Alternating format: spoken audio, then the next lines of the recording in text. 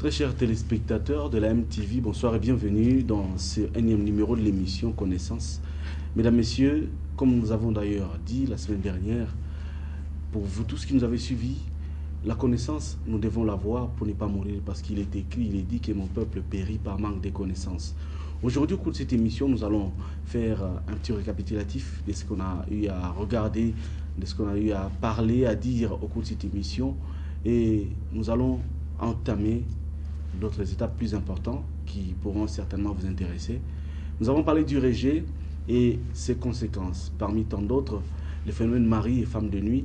Chose qui vous a tellement intéressé, cette multitude de questions que vous avez envoyées, l'homme de Dieu est disposé à répondre parce qu'il est non seulement ministre de Dieu, mais il est aussi, nous l'appelons la sentinelle au sein du temple, la source des églises arches de la gloire de l'Éternel. Lui, c'est le bishop Israël Monga qui est donc avec nous sur ce plateau. Bonsoir, bishop. Bonsoir, bonsoir. Bishop, je ne sais pas si vous nous permettrez de dire félicitations déjà, parce que l'émission de la fois dernière a accroché. Ce n'est pas parce que nous sommes extraordinaires, mais parce que les téléspectateurs nous ont donné l'importance et vous avez dit des choses qui les ont intéressés. Merci. Bishop, sans trop tarder, nous avons parlé du phénomène à mari et femme de nuit. Pour ceux qui ne nous ont pas suivis, vous pouvez leur dire quelque chose?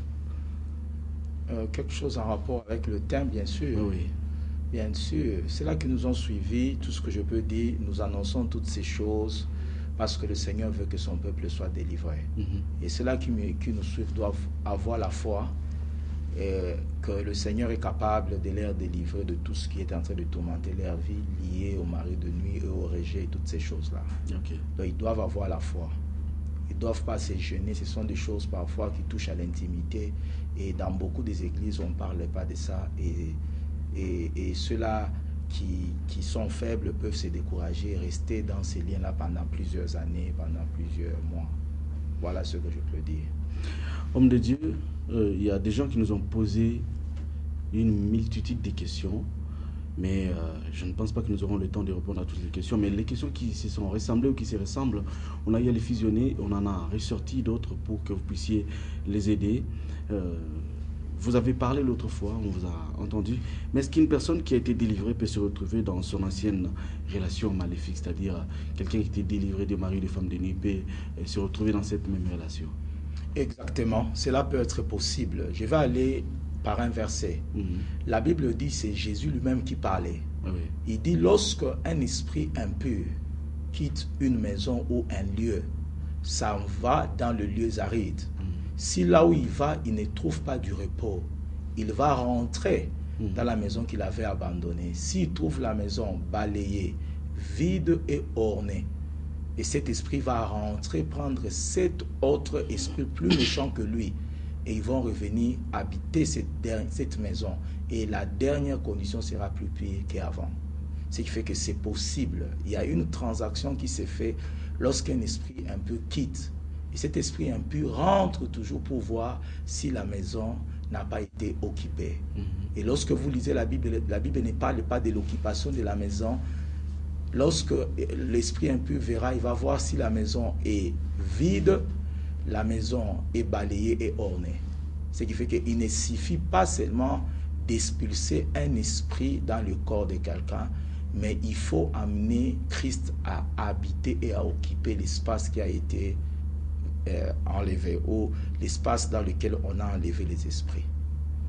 Donc ça ne nécessite pas seulement de se contenter de sa délivrance, mais il faut savoir la conserver. Exactement. Aujourd'hui, il y a des gens qui ont posé des questions. Malheureusement, qu'on ne sera pas cité le nom dans cette émission. On nous a posé la question de savoir est-ce que deux personnes qui vivent ensemble, c'est-à-dire un homme et une femme vivant dans une même maison, partageant tout, peuvent se retrouver, l'une est tentée par les esprits et l'autre qui n'est pas hantée. Est-ce possible? Oui, c'est possible. C'est possible de rencontrer un couple qui n'est pas possédé. Tout comme c'est possible de rencontrer un couple qui est l'un est contaminé, l'autre n'est pas contaminé. Le phénomène est possible dans tous les deux sens. Alors, quelles sont leurs réactions? Comment ils vivront? Comment ils pourront partager le tout? Parce que l'autre, hanté par un esprit à préparer Marie de nuit, par exemple, comment est-ce qu'un homme peut découvrir que sa femme est hantée par ces esprits-là? Comment ils vont vivre? Exactement. Il faut connaître sa femme. Ça signifie qu'il faut connaître sa femme physiquement, il faut aussi connaître sa femme spirituellement. La vie physique n'est qu'une répercussion de ce qui se passe sur le plan spirituel. Je donne un exemple. Lorsque une femme ou un homme est possédé d'un esprit de mari de nuit, la première des choses, son partenaire va le sentir après une relation sexuelle. L'autre va sentir soit il est épuisé, soit il est fatigué. C'est logique lorsqu'il y a un rapport sexuel, le partenaire se fatigue, mais il y a des fatigues anormales. Il y a ce qu'on appelle l'épuisement. Tu te sens totalement vidé de toi-même. Okay. Et deuxième réaction encore, au cours des relations sexuelles, l'autre partenaire va sentir que chaque fois il entre en contact avec son partenaire, homme tout comme femme, il y a ce qu'on appelle l'orgasme. Oui. L'orgasme, c'est le point le plus élevé de pulsion sexuelle. Lorsqu'il y a rapport sexuel, il y a des mesures. Il y a des gens qui disent « je suis satisfait » et l'autre qui dit « je ne suis pas satisfait ». Et c'est pourquoi il y a des phénomènes tels que des frigidités.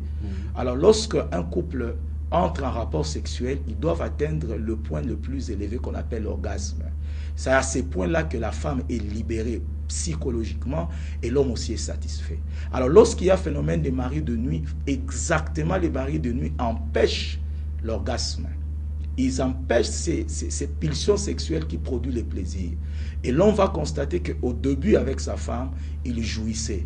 Mais depuis un certain moment, lorsqu'ils entrent en rapport sexuel, c'est comme s'il y a une frigidité, un déséquilibre dans la satisfaction sexuelle. Et c'est la base de beaucoup de divorces, même de beaucoup de complications, sans qu'on les dise ouvertement. Waouh! C'est bien de chercher la connaissance. Exactement. Alors aujourd'hui, est-ce qu'on peut savoir... est-ce qu'un homosexuel peut souffrir de ce phénomène? Lorsqu'on parle d'un homosexuel, le mot homo signifie semblable. Oui. Lorsqu'on dit homogène, hétérogène, ça signifie homosexuel, c'est aller vers quelqu'un qui a le même sexe que toi. Et qu'est-ce que c'est l'homosexualité? L'homosexualité, dans sa sexualité, c'est le fait qu'un autre partenaire fait des rapports avec un autre par une voie qui n'est pas autorisée ou qui n'est pas une voie autorisée. C'est une voie par laquelle la personne fait le besoin, mais on substitue à quelque chose d'autre. Déjà, il y a une déviation d'une certaine manière. Maintenant, le mari de nuit, les femmes de nuit sont des phénomènes spirituels. Ils n'opèrent pas sur le corps physique, là où il y a le sexe différent, mais ils opèrent là où il y a le spirituel. Et ce qui fait que spirituellement parlant, il n'y a pas la différence entre un homme et une femme d'une certaine manière. La différence est au niveau du corps physique. Ce qui fait que tout homosexuel, en ayant un esprit, il y a possibilité qu'il ait un mari de nuit ou une femme de nuit. Donc ça peut se faire. Il y a encore un phénomène qu'on a entendu pendant qu'on fait plusieurs délivrances de la sorcellerie dans le vie des gens. Quelqu'un peut être une femme, mais il transforme une autre femme à sa femme. Ça signifie par des moyens spirituels tels qu'il peut porter un sexe masculin spirituellement alors que physiquement il est une femme. Donc ça peut aussi arriver. Aujourd'hui, il y a des hommes qui vivent avec des hommes qu'on peut appeler facilement hommes ratés, c'est-à-dire vous le voyez physiquement homme, mais tous les gestes qu'il pose, il est toujours entouré des filles. Donc tout ce qu'il vit, on le voit surtout chez les jeunes garçons. En fait, vous allez remarquer que tout ce qu'il fait, il ressemble, en fait physiquement c'est un homme, mais il ne ressort rien d'un homme. C'est comme une femme, il est entouré des femmes, il joue avec des poupées et tout ça. Est-ce qu'on peut dire qu'il est animé d'un esprit maléfique du genre mari, femme de nuit? C'est possible, c'est possible. Déjà, lorsque vous voyez quelqu'un qui est un homme qui veut se comporter comme une femme, ce n'est pas quelque chose de naturel. Donc c'est une déviation. Et derrière plusieurs déviations, il y a un impact spirituel. Parce que je peux t'expliquer, King, lorsque quelqu'un a l'esprit, lorsqu'on dit par exemple que nous sommes l'habitation du Saint-Esprit, ça signifie que Dieu n'habite pas dans un corps physique. Dieu habite à l'intérieur de notre esprit. Les types d'esprit que tu reçois à l'intérieur de toi te donnent sa nature. Tu peux faire la délivrance, tu vois quelqu'un qui commence à aboyer comme un chien. Mais c'est une personne normale. Quelqu'un commence à ramper comme un serpent. Dès le départ, il n'était pas un serpent, mais c'est l'esprit qui est en lui qui lui donne même la forme de ramper comme un serpent. Il y a même des musiciens du monde qui dansent. Lorsqu'ils commencent à danser, la manière dont ils sont en train de mouvoir, ils peuvent imiter tous les animaux que vous pouvez vous imaginer. Donc, ce qui est spirituel donne la forme, impacte ce qui est physique. Ce qui est physique peut être malléable, mais ce qui est spirituel peut impacter, peut influencer. Et c'est ce que je peux t'expliquer par rapport à ça. Est-ce qu'une vierge peut être possédée par un mari de nuit? Oui, exactement, parce que c'est un phénomène spirituel. C'est spirituellement qu'elle est violée. Physiquement, elle peut être vierge. Il y a même certains maris de nuit qui amènent une fille qui était vierge à ne les pas être. Il y a des gens qui pratiquent des méthodes magiques qui peuvent utiliser les corps spirituels pour aller détruire la virginité de certaines personnes. On en a vu dans plusieurs délivrances. Donc ça peut même arriver jusqu'à un tel niveau. Comment pouvez-vous expliquer les infections à répétition chez les femmes? Oui, les infections à répétition, c'est un phénomène qui est maintenant... Je rappelle que vous êtes ministre de Dieu. Oui, oui. Vous êtes évêque pour l'Afrique centrale, oui. Des églises Arches de la gloire de l'Éternel. Pour Oui. le moment, vous êtes ici, à la paroisse La Sauce, sur Biaï prolongé, c'est ça? Oui, Biaï. Voilà. Mais il faudra le dire, vous êtes aussi médecin, donc oui, certaines questions et entrées et à la médecine oui. et à la spiritualité, vous pouvez nous répondre. Vous disiez? On a rencontré plusieurs patients ou patientes qui venaient à l'hôpital et qui présentaient des problèmes d'infection à répétition. On appelle ça les infections chroniques. Okay. Et nous avons découvert, en essayant de concilier le médical et le spirituel, nous avons découvert qu'il y a certaines infections à répétition qui sont rebelles aux antibiotiques. Et vous voyez quelqu'un là à l'hôpital, chaque fois il reçoit les antibiotiques, ça ne guérit plus la personne. Et on a découvert derrière cette bactériorésistance, on a remarqué un phénomène des maris de nuit. Les gens qui ont des maris de nuit, ils ont des infections à répétition. Après une délivrance, l'infection disparaît ou bien les traitements réussissent. Et c'est pourquoi nous disons d'une manière générale, il y a certaines maladies, il faut associer la prière. Il faut associer aussi la prière avec les hommes de Dieu, ça marche de pair. Donc on a remarqué ce phénomène-là. Comment peut-on découvrir ces symptômes-là chez des personnes qui souffrent de cela spirituellement sans qu'ils ne soient au courant? D'abord, il faut ajouter des signes. Lorsque quelqu'un est marié de nuit, il peut rêver qu'il a des relations sexuelles avec une personne. Parfois, il ne voit pas le visage. 2, lorsque quelqu'un a des phénomènes de maris de nuit, il peut avoir des troubles sexuels tels que les aménorrhées, les dysménorrhées et tout ce que nous connaissons, c'est une femme. Et lorsque quelqu'un a des maris de nuit, il peut remarquer aussi les phénomènes masques, comme je l'avais expliqué la fois passée.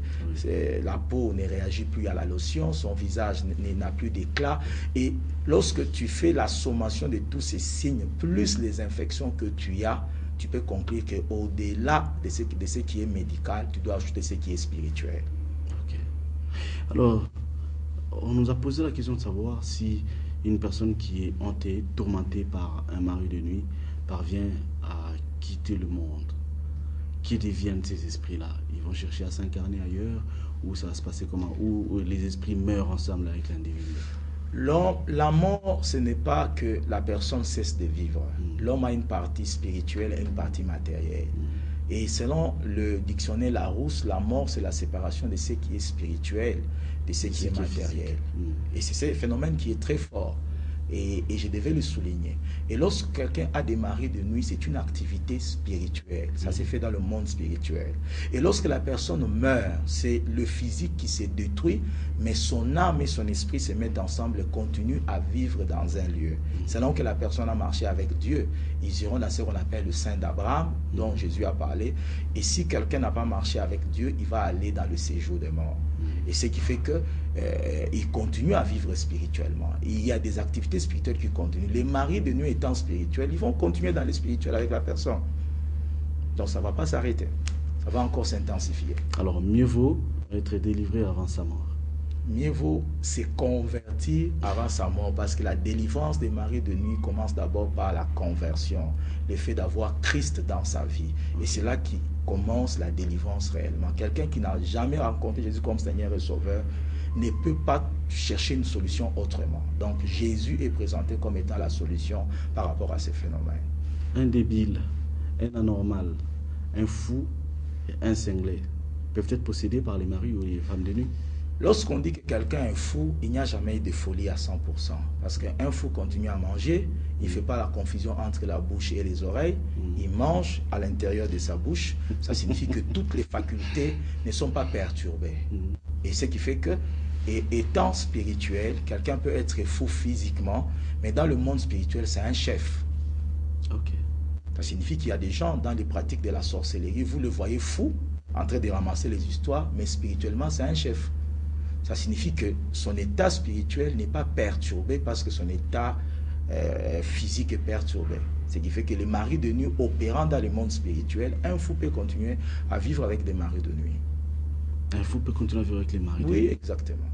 Alors, comment est-ce qu'il va subir cela? Parce que déjà que ça ne marche pas là-bas.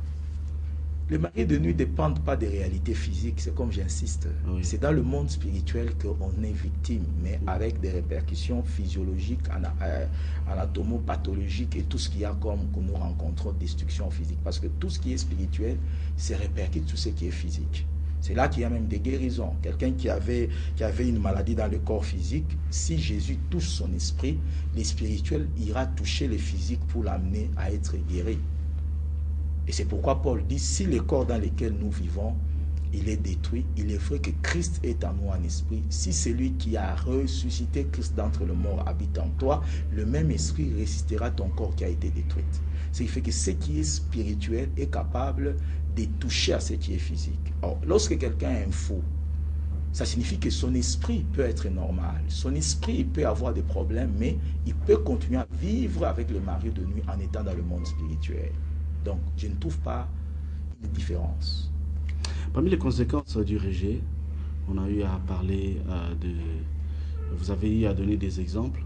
Parmi tant d'autres, une fille qui n'a pas retrouvé l'amour paternel peut se retrouver en train de vivre avec des grandes personnes parce que, recherchant ailleurs ce qu'elle n'a pas vécu dans sa maison.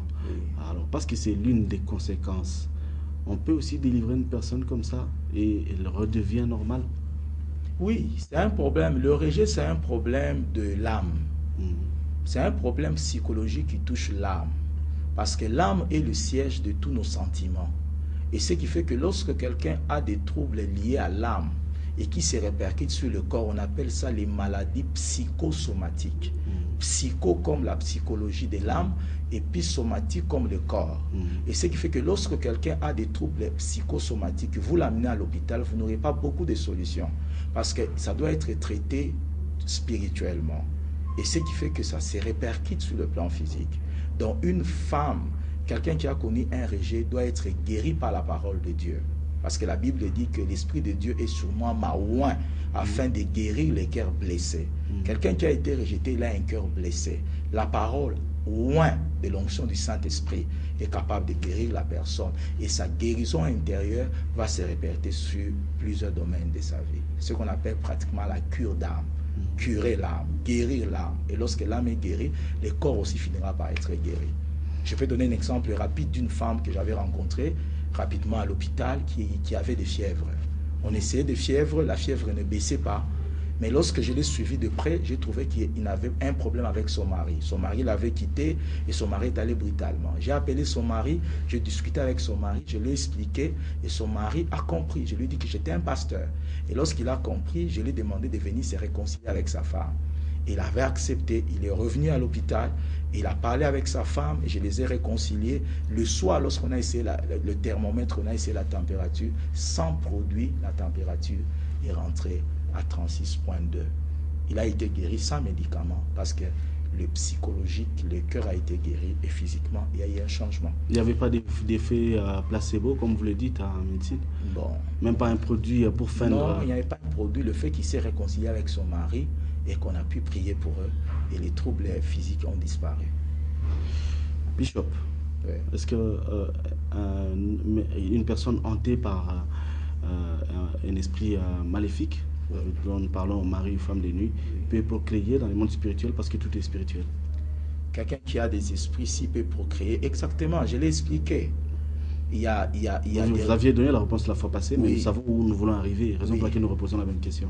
Oui, en fait, j'avais expliqué la fois passée qu'il y a des phénomènes qui se passent sur le plan spirituel lorsqu'on a des maris de nuit, on a des enfants dans le monde spirituel.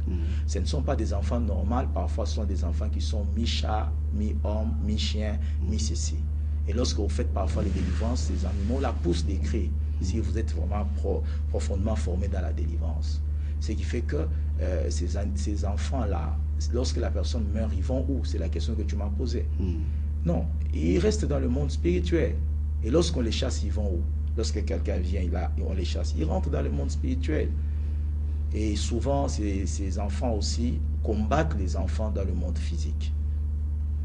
Il y a des gens qui ont des maris de nuit, leurs enfants peuvent avoir des maladies parce que les enfants qu'ils ont fait dans le monde spirituel viennent combattre les enfants du monde physique par l'esprit de jalousie. Il y a des maladies qui sont dues à ces phénomènes-là. Comment est-ce que cela peut prendre fin? Par la prière. Comme je l'ai dit, le schéma, c'est accepter Jésus comme Seigneur et Sauveur et puis être enseigné. La Bible dit, mon peuple périt faute de connaissance. Faute de connaissance, mon peuple périt. Est-ce que quelqu'un qui est converti peut souffrir du phénomène mari, femme de nuit? Je te dis qu'il y en a beaucoup dans les églises. Foule. Foule. Parce qu'au fait, lorsqu'on parle de la conversion, le corps humain est compartimenté. C'est pourquoi la Bible dit, nous sommes le temple du Saint-Esprit. Le temple n'était pas bâti dans une seule dimension. Il avait plusieurs compartiments. Ce qui fait que lorsque vous acceptez Christ, Christ entre dans un compartiment. Et lorsque vous grandissez avec Christ, Christ occupe les différents compartiments. Ce qui fait que lorsque Christ entre dans un compartiment, il faut être nourri. Il faut grandir spirituellement pour amener Christ à prendre le contrôle de tout l'homme. Esprit, corps et âme, comme Paul le dit. Mais il y a des gens qui ont Christ, mais qui vivent à leur manière. Ce qui fait qu'ils donnent accès à plusieurs esprits. Ils sont chrétiens, mais leur vie n'obéissent pas à Christ. Ils connaissent beaucoup de ces phénomènes-là. Il y a des chrétiens qui sont dans la pornographie. Il y a des chrétiens qui sont dans plusieurs choses, alors qu'ils sont déjà chrétiens. Il y a des chrétiens qui lisent des livres magiques, alors qu'ils sont chrétiens. Ils ouvrent des portes. Christ est là, mais il ne sait pas faire quelque chose pour eux. C'est très bien répondu. Mais est-ce qu'un homme de Dieu peut souffrir de ça? Oui. Parce que déjà qu'il y a des hommes de Dieu qui... Oui. J'avais entendu en fait, un homme de Dieu qui avait dit que jusqu'à un certain âge en Jésus, ça veut dire après sa consécration et tout, Oui. il connaissait les pollutions nocturnes à répétition. Oui, oui. Il a fallu un temps pour que cela cesse. Oui. Est-ce que tu sais qu'il y a beaucoup des hommes de Dieu qui sont bloqués par la pornographie? Est-ce que tu sais ça? Beaucoup des hommes de Dieu sont bloqués par la pornographie. Je ne dis pas tous les hommes de Dieu, mais ceux-là qui se livrent sur des sites, sur Internet, à regarder la sexualité. Et beaucoup sont possédés par ces esprits-là. Et je voulais te dire encore, lorsqu'un serviteur de Dieu est jeune, il n'est pas encore marié, beaucoup sont aussi victimes de ça, parce que ce sont des puissances qui sont attirées par l'onction. Il n'y a pas des gens qui sont combattus comme ceux-là qui ont l'onction. Parce que l'onction, c'est comme la lumière. Elle attire aussi des mouches, elle attire aussi des geckos. Chaque fois qu'un homme de Dieu a l'onction, ses esprits vont l'attaquer, vont les séduire pour pouvoir les renverser. C'est pourquoi un homme qui a l'onction, c'est un homme qui doit se garder pur. Ses pensées pures, il ne doit pas regarder n'importe quoi à la télévision. Aujourd'hui, il y a des hommes de Dieu qui regardent des films à la télévision, même à des heures très tard. Et cela, c'est quelque chose de très compliqué. Et c'est là qu'ils sont infectés par ces esprits-là. Ouais. Alors, une autre question, est-ce que toutes ces personnes qui suivent la télévision ce soir peuvent savoir quels peuvent être les symptômes à travers lesquels ils peuvent découvrir si ils sont, disons, si elles sont hantées ou si elles sont libres? Connaître en rapport avec le mari de nuit. Bien sûr. La première des choses que je peux dire, je vais donner rapidement les signes. Il y a des signes qui sont liés d'abord à la sexualité. Parce que la sexualité, c'est là même que les maris de nuit viennent. Parce que c'est un domaine sexuel. Ils vont remarquer ce qu'on appelle le phénomène frigidité pour les femmes, impuissance sexuelle pour les hommes. Ils peuvent connaître des troubles pour les femmes, des troubles mensuels, des aménorrhées, absence de règles. Une femme peut faire, il peut faire 3 mois sans voir ses règles, ou il peut faire pendant 1 mois, elle voit ses règles 2-3 fois. Ce sont des phénomènes, des attaques des maris de nuit. Je peux te l'expliquer simplement. Lorsque une femme est enceinte, ces règles doivent s'arrêter physiquement. Et lorsque une femme est enceinte spirituellement, due à des mariés de nuit, pendant cette période-là, il ne verra pas de ces règles physiquement. Ce qui fait que la femme va dire que c'est une aménorrhée, mais spirituellement, elle est enceinte. Ça fait du bien quand on découvre des choses. Tu sais que je voulais te dire quelque chose. Un jour, j'ai demandé au Seigneur comment vaincre ces puissances-là. Et même une grossesse spirituelle prend combien de temps? Tu sais ce que le Seigneur m'avait dit? Le Seigneur m'avait dit que la multiplication des esprits s'est fait 7 fois. Lorsqu'on dit que la Bible dit qu'un esprit impur, lorsqu'il quitte, il rentre pour posséder le corps humain de la personne qui était possédée avant, il rentre dans cette dimension. Il prend 7 autres esprits plus méchants, ils viennent habiter. La multiplication spirituelle s'est faite au chiffre 7. Alors là, pour la délivrance, il faut mettre une force 7 fois plus que ça. Ça dit qu'une grossesse normale, naturelle, fait 9 mois. Nous qui sommes des médecins, ça fait 9 mois. Et si tu prends 9 mois pour connaître en termes de jours, tu le multiplies par combien? Pour connaître le nombre de jours, tu vas le multiplier par combien? Un mois, ça 30 jours. Tu multiplies par 9, tu auras 200 quelque chose. Si tu les divises par 7, tu vas découvrir que tu auras les chiffres 40. À peu près 40, 39, quelque chose 40. Ce qui fait que lorsque quelqu'un a une grossesse sur le plan spirituel, c'est au-delà des 40 jours que la personne arrive à s'accoucher spirituellement. Ministre de Dieu, on est obligé de finir, les bonnes choses ne durent jamais. J'imagine, je crois que ça a intéressé cette multitude de téléspectateurs, mais on est obligé de finir. J'avais un mot à dire. Y a-t-il une question à laquelle vous aimeriez répondre qu'on ne nous a pas posée? Oui, l'impact des maris de nuit sur le plan économique. Wow. Ou l'impact de la prostitution sur le plan économique. Mais je sens qu'avec ces sujets, on ne saura jamais finir. Je sais. Je vais juste brosser en disant ceci. Lorsque Jésus a rencontré les démoniaques de Gadara, c'est quelqu'un qui était possédé. Mais lorsque Jésus voulait chasser ces esprits, Jésus a demandé, les esprits l'ont demandé de ne pas les chasser dans la mer, de les chasser dans le troupeau. Mais d'une manière générale, les troupeaux où Jésus a envoyé les esprits impurs, c'était comme une ferme. Et lorsqu'il a prié, ces troupeaux-là se sont dispersés et la ferme a disparu. Et lorsque Jésus voulait entrer dans la même ville, ils l'ont chassé. Pourquoi ils l'ont chassé? Parce qu'ils se sont dit, s'ils continuent à délivrer les gens, il y a des fermes qui vont fermer. Il arrive qu'il y a des gens qui utilisent les vies des autres dans leurs entreprises pour faire évoluer leurs entreprises, pour faire évoluer leur commerce. Et ces personnes-là, leur vie s'est détruite. Et ce qui fait que le phénomène mari de nuit, c'est un moyen par lequel les gens qui sont dans la magie, dans l'occultisme, dans la sorcellerie, parfois utilisent pour utiliser les étoiles des autres. Ce qui fait que ce que je peux dire en d'autres termes, derrière même le phénomène des maris de nuit, il y a un phénomène de détruire les étoiles des autres. Un homme devait aller pour faire une interview du travail et la nuit, il a rêvé qu'il a fait des rapports avec une femme. Lorsqu'il est allé, au lieu de l'engager, on l'a pu engager. C'était autre chose qui est arrivé. Oui, il a commencé à pleurer. Et on a compris que chaque fois que quelqu'un voit des maris de nuit, ce qu'il va faire le lendemain va échouer. C'est tout ce que je peux dire. On continuera plus tard. Que Dieu vous bénisse. Amen et merci. Votre numéro, rapidement pour finir. Mon numéro, c'est 081 499 34 85. 081 499 34 85. Pasteur Israël Monga. Mesdames, Messieurs, merci de nous avoir suivis. On ne saura jamais finir avec ces sujets parce que c'est trop vaste, c'est trop grand.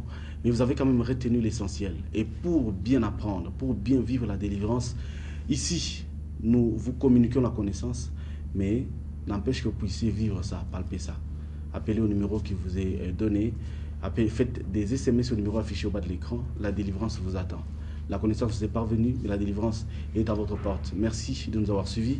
Les prochains rendez-vous, c'est le mardi de l'autre semaine. D'ici là, portez-vous bien. Surtout, prenez bien soin de vous. Au revoir.